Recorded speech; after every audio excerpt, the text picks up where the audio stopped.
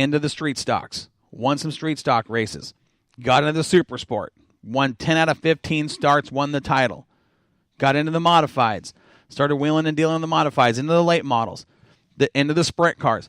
But they didn't do it to. We're talking like they didn't put him in a this is late like model, yeah. Right. This is like a 6-year span. We're talking about that they got him in there, got him comfortable, he got used to the speed, move him up. Over a 6-year course from the time of 12 in a street stock to you're 18 in a late model, around that age. You know what I'm saying? That's I think that is the right way to do it.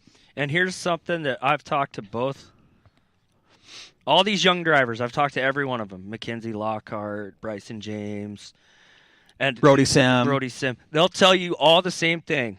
How are you so good at what you do in a bigger car?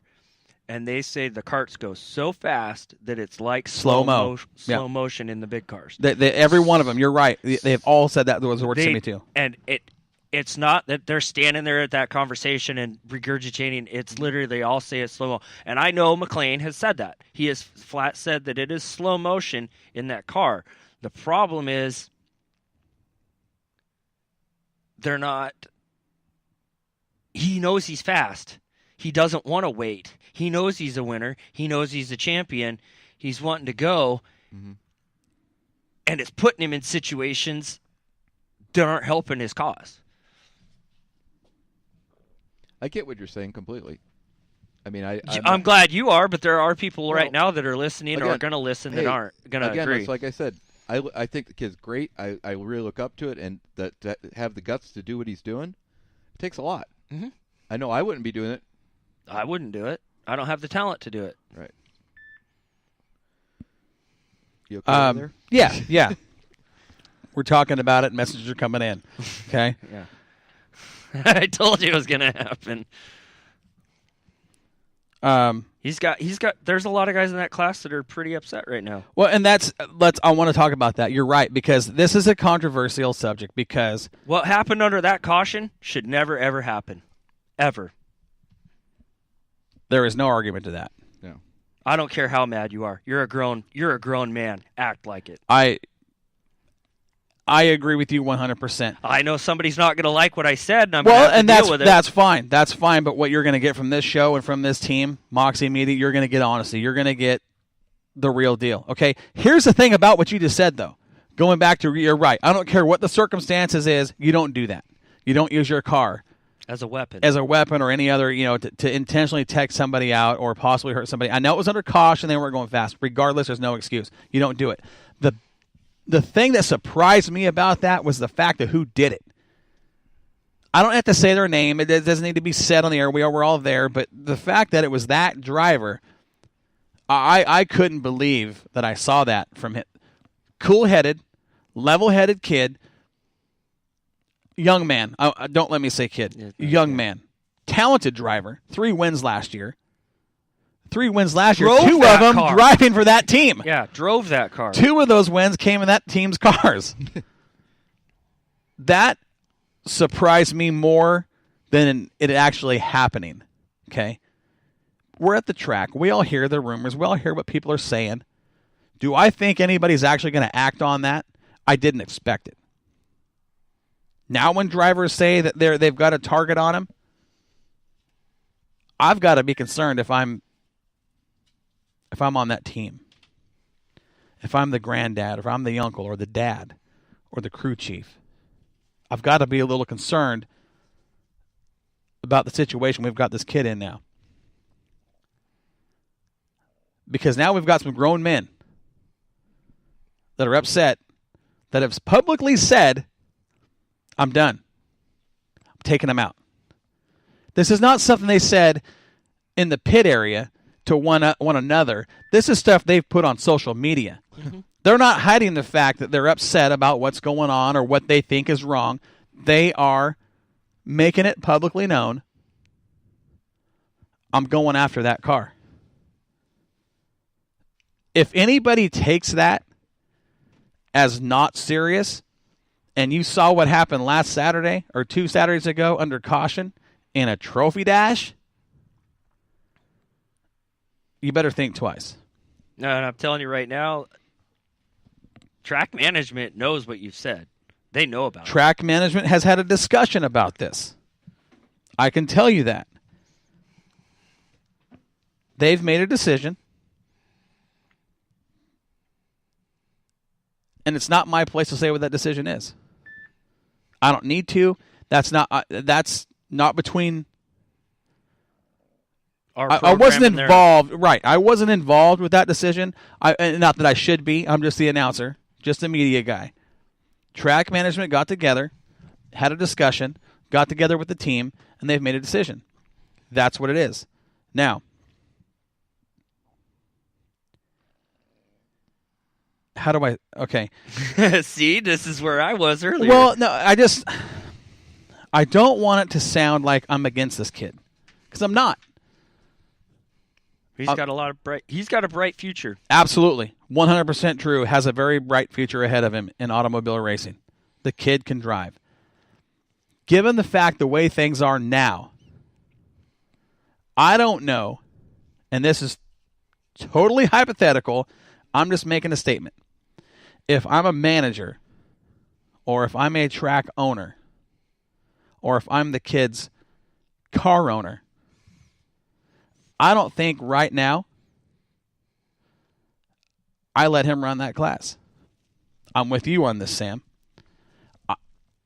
As heated as things are in that division, I think that I would say, listen, take a little time off. Let things cool off. Get in the street stock. Get behind the wheel. You can still race. But let's let things cool off. Let's let it settle in his class. This is my opinion. This is my thought on this particular situation. I would keep him out of the car. Sam? Yeah, he probably, if I was in... And I had a say in it, he would. I'm talking about for this kid's safety, his own personal safety. We've got grown men that have spent a lot of money on their cars that are hot. We've seen it. We know they're upset. For that fact alone, and the fact that a couple of these guys have publicly said, I'm taking him out. I'm done with it. Whether they think he's racing too hard or something's intentional or he's not experienced, whatever the case may be, I don't know their thoughts. I don't know their feelings or where their head is on that situation. But the fact that they've said this would concern me. It would concern me. And I just, if it was my son or if it was my track or my driver, right, I'd keep him out of the car. Talk about the feature for the Super Sports Strawberry Cup? Sure. Totally calm. Do you guys remember who won? Yes. Who was it? BJ Donofrio. He's what he predicted. So BJ won. Teammate Doug Elkins was second. Mm-hmm. 2 Fords up front. 2 Ford-powered Swartz. Yeah. And those boys are racing each other, by the way. I'm so glad you said it. Maybe I better put a Ford motor in my Swartz. You might. Justin's probably got one you can borrow. Did you hear what he just said? He said, them boys are racing. These guys are teammates. Mm-hmm. Sam, you were in the pit area. What I was told, okay, and I'm not here to start rumors, from what I was told, the 46 of Elkins wasn't exactly happy at the end of that race. Do you remember what happened? Not clearly, no. There was a bumper involved. Oh, that's right. There was an entire side of a car involved. Yeah. Now, both those cars were really, really fast. They were clearly the class of the field. It was going to be one of the two. Restart out of turn 4. Coming around. Now they got the restart. The 99 is fast. The 46 is fast. They kind of separated. Out of turn 4, battling for the lead. Again, teammates. The 99 puts a door on the 46 and moved him. Moved him and got the win. He didn't rub him. He moved him. He moved him. It's dirt track racing. I get it. Strawberry Cup. That 99 car's got 3 wins in a row. that 99 car? Do you guys know what car that is? Do you know who owns that car? The 46 of Doug Elkins owns that car. It's his backup car. Yeah. So he's not happy. He's not happy how that finish went down, and that car beat him. I'd be taking my backup. I was going to say I'd probably be taking it away myself. I mean, I would be pretty frustrated with how that went down. But if you're faster than a guy and he's got your line, how do you get around him? Now, that line being on the bottom, he was up left side up against the berm. And the 99 got under him and put a door on him, and it got a little rough and tumble. And you guys got to remember, these guys are good friends. They're good friends. They're buddies. They're racing out of the same stable. They've got the same crew chief on these cars. I'd like to know how the discussion went Sunday or Monday morning between those two. You know what I'm saying? I could tell you that I literally did not go over to the pit area. So I don't know how the discussion went. I walked the other way. Well, and again, not trying to start rumors or cause a little controversy, but I did hear that Elkins was a little upset about it. I think any one of us at this table might have felt the same way. But you look at what's going on right now, and Donofrio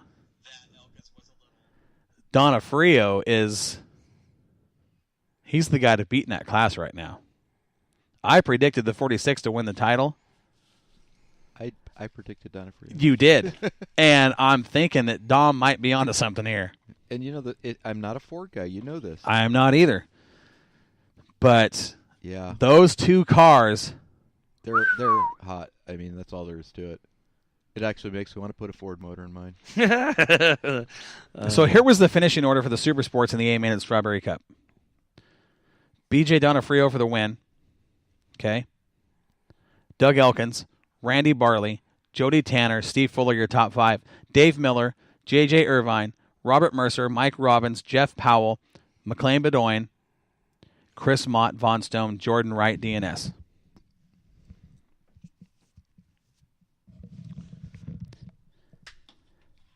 This class, like you said, there's that elite group that are, man, they're fast. They're fast. The one guy in this class that we've already talked about, Donofrio and Elkins, and we know how fast those guys are. And the 17 of Bedoin, you know, we know Chris Mott, the 16, is fast. The one guy I'm watching in this class that's really creeping on that, what we call the upper echelon, the elite group in that class, the one guy that's grabbing my eye that's really starting to make some noise is that 55 of Dave Miller. That car, they've really made some changes to it. And I had a conversation with him. I'm not going to say, you know, he told me some changes that they made. These weren't little changes. They made some big-time changes underneath him, and he's liking it. That car, the last couple of weeks, you're watching it get up on the bars. You're watching it rotate through the turns. You're watching it come off. That's one guy I think by the end of the year, we're going to see him right there in the mix, in that top 4 or 5, week in and week out. Not that he's not there now, but he's going to be a real threat every time that car gets on the track by the end of the season if they keep doing what they're doing. But right now, it's all about beating that 99 and the 46. That is, those guys they're the ones up there with the targets on their back. And they're fun to watch, man. Oh, yeah. They are fun to watch. So, what are we going into now? We are going to go into the super late models. 13 timed in for the Strawberry Cup. That's a better number. A little better. Fast qualifier. Casey Vitale. Oh, yeah. 16,102. Now, of the 13 cars that timed in, 11 of them were in the 16-second bracket. Now, we're talking late models at Willamette Speedway. Fast time is 6.